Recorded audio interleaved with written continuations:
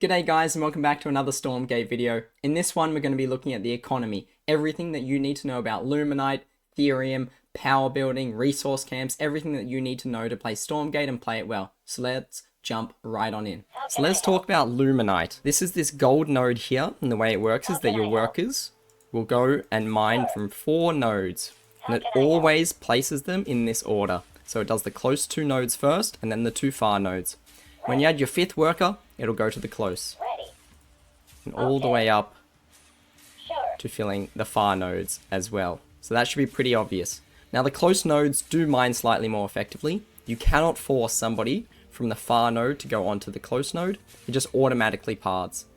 Now the interesting thing happens though when we add a 9th worker. Now you might think that it will go to the close node, so this will be ideal.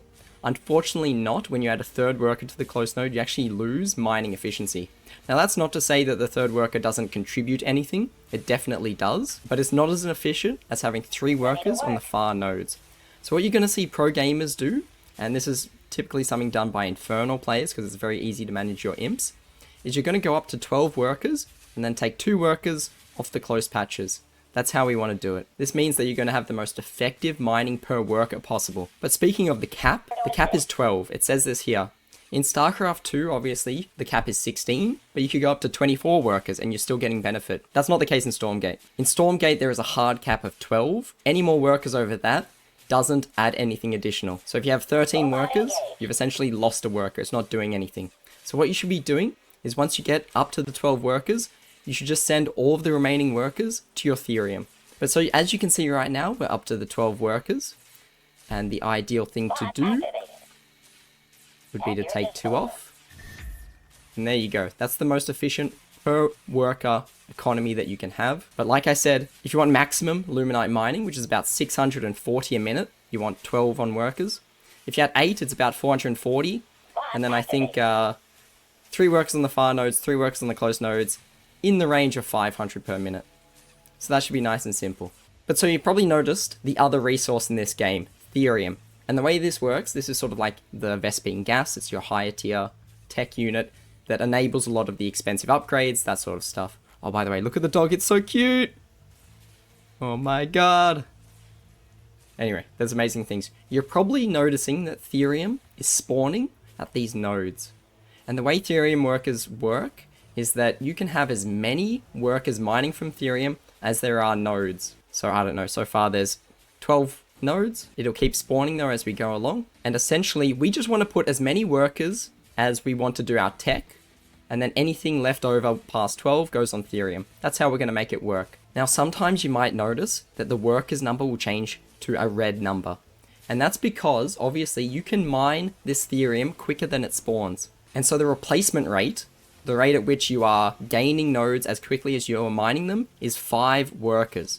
So if you want to have the ideal count, 5 is the baseline. But that's not to say that 5 workers is the ideal count. In fact, I will say that 4 workers is the most ideal because of this enriched Theorum that just popped up here.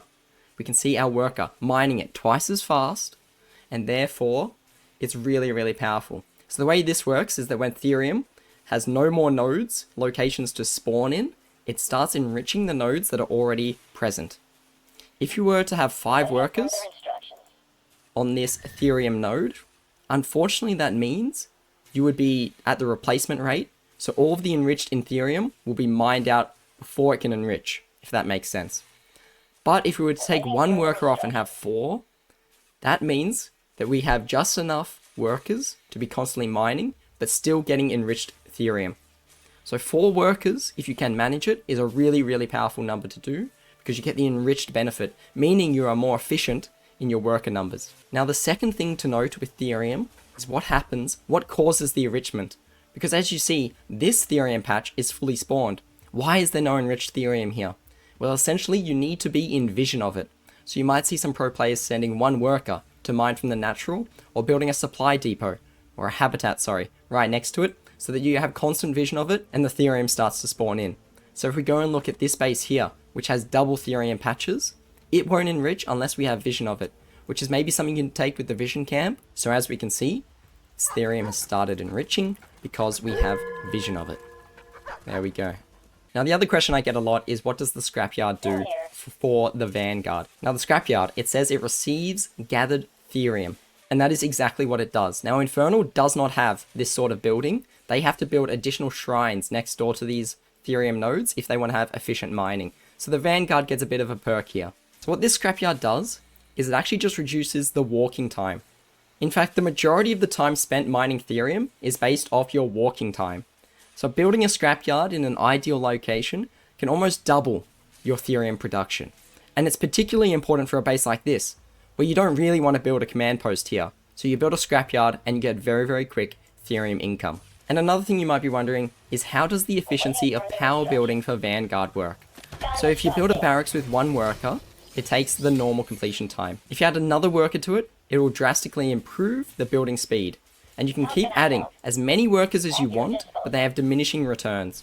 You can think of it as the third and fourth and so on workers only contribute half the remaining build time. The second one is a bit more powerful, but this way we can really build barracks, command centers extremely quickly. If you're ever supply blocked, boom, habitat goes down. Make sure this worker doesn't get blocked, and you're building a habitat in half the time. Now the other thing to consider as well is we have the Bob Overcharge ability that you can cast on your command post. It provides this aura. Now you might think that it only increases the attack damage of the Bob or its durability, but it also increases its build time. So have a look at this.